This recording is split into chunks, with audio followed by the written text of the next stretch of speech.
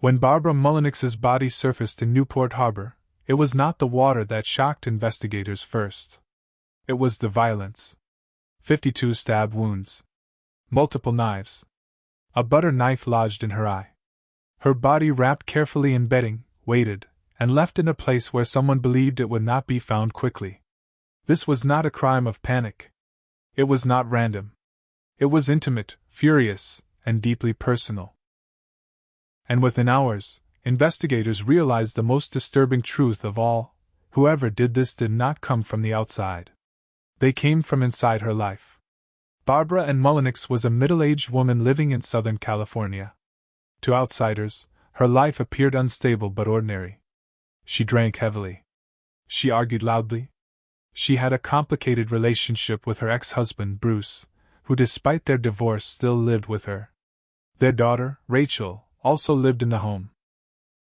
It was a household defined not by warmth, but by tension that had become routine. On the morning Barbara was discovered, authorities were called to Newport Harbor, where a body had been seen floating near the waterline. Wrapped in sheets. Carefully bound. The injuries suggested rage rather than efficiency. Identification did not come easily. The body had been in the water. But one detail remained intact. Serial numbers on Barbara's breast implants confirmed who she was. That confirmation turned a disturbing discovery into a family tragedy. Investigators began rebuilding Barbara's life backward.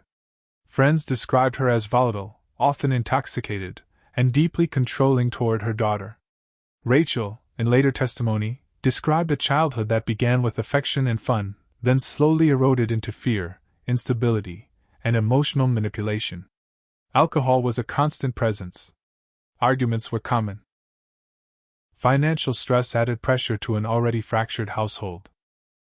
Bruce and Barbara had divorced, yet continued living together. It was an arrangement that confused outsiders but made sense inside a family accustomed to blurred boundaries.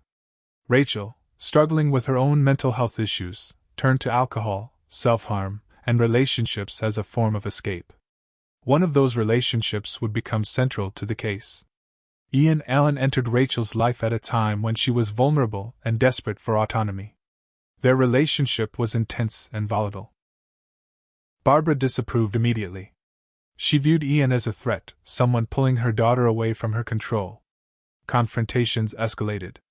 Witnesses later recalled Barbara publicly humiliating Ian just days before her death, asserting authority over Rachel in front of others. Rachel had been diagnosed with borderline personality disorder, a condition characterized by emotional instability, fear of abandonment, and impulsive behavior.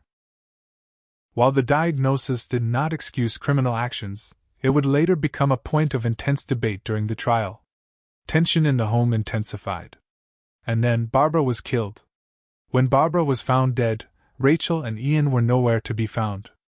Their absence immediately raised alarms.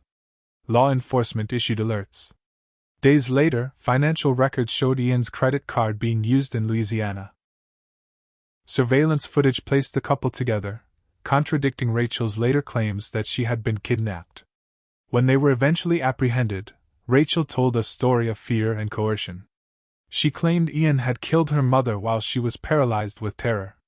She said she did not intervene because she was afraid he would kill her next.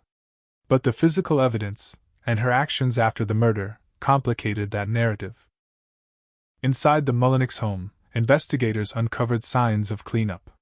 Bloodied sponges. DNA on weapons. Text messages between Rachel and Ian that prosecutors argued showed coded discussions about the crime. The autopsy revealed extreme overkill. Multiple knives had been used. The brutality suggested not only rage but time. Ian eventually admitted to stabbing Barbara but claimed it spiraled out of control. He also claimed he was protecting Rachel by taking responsibility. Prosecutors did not believe this. They argued that Rachel was not a passive witness, but an active participant who helped plan, clean up, and dispose of her mother's body. Rachel Mullenix took the stand during her trial. She described the night of the murder as fragmented, terrifying, and unreal. She spoke of fear, confusion, and emotional paralysis. But prosecutors focused on what she did not do. She did not call for help. She did not try to intervene. She did not flee the house afterward. Instead, she stayed. She cleaned. She left with Ian. The jury listened to recordings, read messages, and reviewed forensic evidence. They weighed mental illness against responsibility. In the end, they decided that Rachel's actions crossed the line from fearing to complicity. Rachel Mullenix was convicted of first-degree murder and sentenced to 25 years to life in prison. She maintains her innocence and continues to appeal. Ian Allen also faced consequences for his role. For the surviving family members, the verdict did not bring closure. It only confirmed that the damage was permanent. This case did not end with answers. It ended with loss layered on loss. A mother murdered. A daughter imprisoned. A family erased by violence that had been building quietly for years. The murder of Barbara Mullenix is not a story about a single night. It is a story about what happens when dysfunction becomes normal, when boundaries dissolve, and when fear replaces trust inside a family. It shows how violence does not always arrive suddenly. Sometimes it grows slowly, fed by silence, control, and unresolved pain. And it leaves one question hanging, long after the verdicts are read.